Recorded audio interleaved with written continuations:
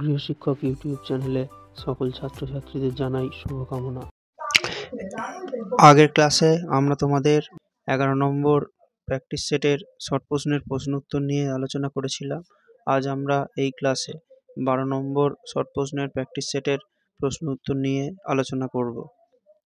আমাদের চ্যানেলে আমরা মাধ্যমিক ইতিহাসের প্রত্যেকটা অধ্যায় থেকে বেশ কিছু গুরুত্বপূর্ণ শর্ট প্রশ্ন 1 নম্বর, 2 নম্বর, 4 নম্বর ও 8 নম্বরের প্রশ্ন উত্তর নিয়ে আলোচনা করেছি। তোমরা আমাদের সেই ক্লাস যারা দেখোনি তারা অবশ্যই দেখে নেবে। আর আমাদের চ্যানেলে যারা প্রথম তারা চ্যানেলটাকে সাবস্ক্রাইব করে বেল আইকনটা প্রেস করে রাখবে, তাহলে আমাদের চ্যানেলের নতুন ক্লাসগুলো তোমরা অবশ্যই দেখতে পাবে। আর তোমরা এখন ইতিহাস যেভাবে পড়ছো, তোমরা নতুন যে বিষয়গুলো পড়ছো সেই সাথে সাথে তোমরা কিন্তু পুরনো পড়াগুলো অবশ্যই অভ্যাস করবে, তাহলে কিন্তু তবেই তোমাদের গোটা ইতিহাস বইটা ভালোভাবে তোমরা তৈরি করতে পারবে, ঠিক আছে?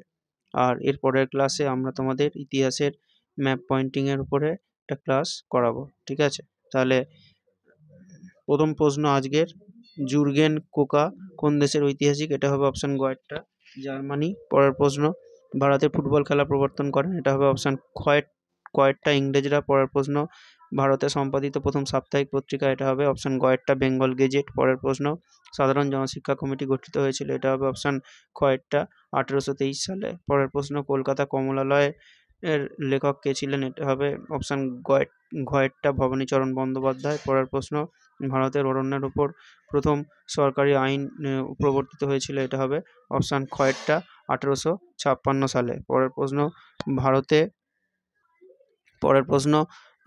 ভারতের দিকু শব্দের অর্থ কী? এটা হবে অপশান ক একটা, বহিরাগত। পরের প্রশ্ন, ভারতের প্রথম রাজনৈতিক প্রতিষ্ঠান? এটা হবে অপশান ঘ একটা, বঙ্গভাষা প্রকাশিকা সভা। পরের প্রশ্ন, সত্যানন্দ চরিত্রটি উপন্যাসের পাওয়া যায় কোন উপন্যাসে? এটা হবে অপশান ঘ একটা, অরণ্য দেবতা।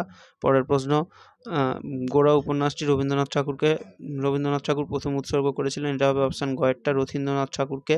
পরের প্রশ্ন, ভারতের প্রথম ছাপাখানা প্রতিষ্ঠিত হয়েছিল? এটা হবে অপশান গ একটা, ঢাকায়। পরের প্রশ্ন, শিক্ষার হেরফের প্রবন্ধটি কে রচনা করেন? এটা হবে অপশান খ একটা, রবীন্দ্রনাথ ঠাকুর। পরের প্রশ্ন, নিজ খামারে ধান তোলো, এটা কোন আন্দোলনের সঙ্গে যুক্ত স্লোগানটা?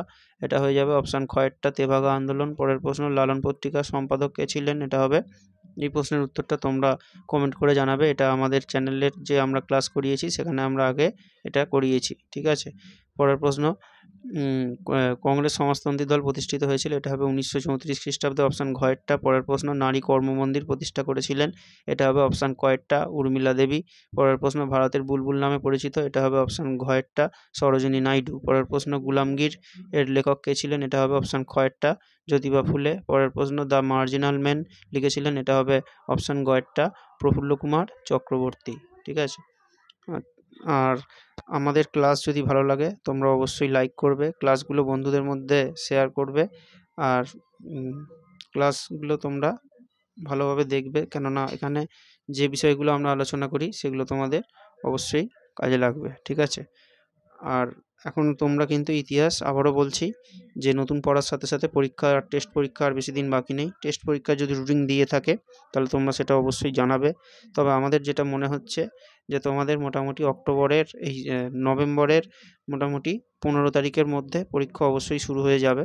সেজন্য সময় আর একদমই হাতে বেশি নেই, তোমরা ভালোভাবে তোমাদের প্রস্তুতি শুরু করো, ঠিক আছে? পরের প্রশ্ন, কোন উদ্দেশ্যে নেহেরু লিয়াকত চুক্তি স্বাক্ষরিত হয়েছিল? এটা হবে অপশান গ একটা, উদ্বাস্তু সমস্যা। এবার আমরা এসিকিউর প্রশ্নগুলো যেগুলো আছে, প্রথমে কথাকলি কোন রাজ্যের নৃত্যশৈলী? এটা হবে কেরল, পাশে উত্তর লেখা আছে। পরের প্রশ্ন, মহাফেজখানা সরকারি নথিপত্র কোথায় সংরক্ষণ করা হয়? এটাও উপরে উত্তর লেখা আছে, মহাফেজখানা, ঠিক আছে? বানান ঠিকভাবে পড়বে। এরপরেরটা, প্রথম সচিত্র বাংলা বইয়ের নাম? এটা পাশে লেখা আছে, অন্নদামঙ্গল। এরপরের প্রশ্ন, বাংলার নবজাগরণকে কে অতিকথা বলে অভিহিত করেছেন? এটাও পাশে লেখা আছে, উত্তরটা বিনয় ঘোষ। পরের প্রশ্ন, ভারতসভা ইলবার্ট বিলের বিরোধিতা করেছিল? এটা ঠিক ভুলের প্রশ্ন, এটা হবে ভুল। পরের প্রশ্ন, ভারতের প্রথম ভাষাভিত্তিক রাজ্য হলো গুজরাট? এটাও ভুল হবে। পরের প্রশ্ন, কলকাতা মেডিকেল কলেজের প্রথম অধ্যক্ষ ছিলেন মধুসূদন গুপ্ত? এটা হবে ভুল, ঠিক আছে? পরের প্রশ্ন, ইন্ডিয়া ইন ট্রান্সলেশন এই বইটির লেখক কে ছিলেন? লেখক ছিলেন এম এন রায়, এটা একদম ঠিক হবে, ঠিক আছে। আর এরপরে ম্যাচ যেগুলো দেওয়া আছে, প্রথমটা কি আছে যে সত্যশোধক সমাজ, এটা হবে জ্যোতিবা ফুলে। গণবাণী মুজফ্ফর আহমেদ, এটা প্রকাশক ছিলেন। আর ফুলতার প্রীতিলতা ওয়াদ্দেদার, আর জ্যোতিবা ফুলে হয়ে যাবে মহত্তা, ঠিক আছে। এইটা হবে ম্যাচ, ঠিক আছে। গণবাণী পত্রিকার সম্পাদকও ছিলেন মুজফ্ফর আহমেদ। আর এরপরে ম্যাপ যেগুলো আছে, আমরা তোমাদের ম্যাপের ওপরে ক্লাস করাবো, সেখানে তোমরা অবশ্যই দেখতে পাবে। আর তোমরা কিন্তু নিজেরাও বাড়িতে প্র্যাকটিস করতে থাকবে, ঠিক আছে। আর এরপরে বিবৃতি ব্যাখ্যার যে প্রশ্নগুলো আছে, প্রথমটা হচ্ছে যে অমলেশ ত্রিপাঠী নব্যবঙ্গীয়দের নকলনবিশের দল বলে অভিহিত করেছেন কেন? কারণ নব্যবঙ্গী, ব্যাখ্যা 3-এরটা উত্তর হয়ে যাবে নব্যবঙ্গ গোষ্ঠী পাশ্চাত্য সংস্কৃতির অন্ধভক্ত ছিল। এরপরের প্রশ্ন, বিদ্যাসাগর নারীদের জন্য বিদ্যালয় প্রতিষ্ঠা করেছিলেন, কারণ কি? কারণ তিনি বুঝেছিলেন যে শিক্ষাই নারী মুক্তির একমাত্র চাবিকাঠি। এটাও ব্যাখ্যা 2-একটা উত্তর হবে। পরের প্রশ্ন, 1906 খ্রিস্টাব্দে জাতীয় শিক্ষা পরিষদ তৈরি হয়েছিল কেন? কারণ জাতীয় শিক্ষা প্রদানের জন্য। এটা হবে ব্যাখ্যা 3-এরটা। আর পরেরটা, এদেশে শ্রীরামপুর মিশন প্রেস স্থাপন এক যুগান্তকারী ঘটনা কেন? কারণ শিক্ষা বিস্তারের ক্ষেত্রে অগ্রণী ভূমিকা নিয়েছিল এটা, সেই জন্য, ঠিক আছে। এইগুলো ভালোভাবে তোমরা অবশ্যই তৈরি করবে। এরপর আমরা 2 নম্বরের যে প্রশ্নগুলো আছে, সেই প্রশ্নগুলো একবার দেখব, ঠিক আছে। নতুন সামাজিক ইতিহাস কি? পরের প্রশ্ন, সংবাদপত্র ও সাময়িক পত্রে দুটো পার্থক্য লেখো। পরের প্রশ্ন, ভারতবর্ষীয় ব্রাহ্ম সমাজ কেন বিভক্ত হয়েছিল? মধুসূদন গুপ্ত কেন স্মরণীয়? পরের প্রশ্ন, ভারত সভা প্রতিষ্ঠার 2টি উদ্দেশ্য লেখো এবং গগনেন্দ্রনাথ ঠাকুর কীভাবে ঔপনিবেশিক সমাজের সমালোচনা করেছিল। তাহলে প্রথমে যে 8টা প্রশ্ন, এখান থেকে আমরা আমাদের চ্যানেলে প্রত্যেকটাই করিয়েছি।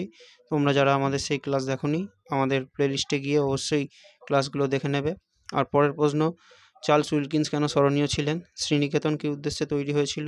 বাবা রামচন্দ্র কে ছিলেন, ঠিক আছে। পরের প্রশ্ন, নিখিল ভারত ট্রেড ইউনিয়ন কেন তৈরি হয়েছিল? পরের প্রশ্ন, অ্যান্টি সার্কুলার সোসাইটি কেন তৈরি হয়েছিল? রশিদ আলী দিবস কেন পালন করা হতো, ঠিক আছে। পরের প্রশ্ন, স্মৃতিকথা কীভাবে উদ্বাস্তু সমস্যা ইতিহাস রচনার গুরুত্বপূর্ণ উপাদান হিসাবে কাজ করেছিল? আর পত্তি শিলামালু কে ছিলেন? এখানে এই শেষের একটা প্রশ্ন ছাড়া বাকি কিন্তু প্রত্যেকটাই আমাদের করানো হয়ে গেছে।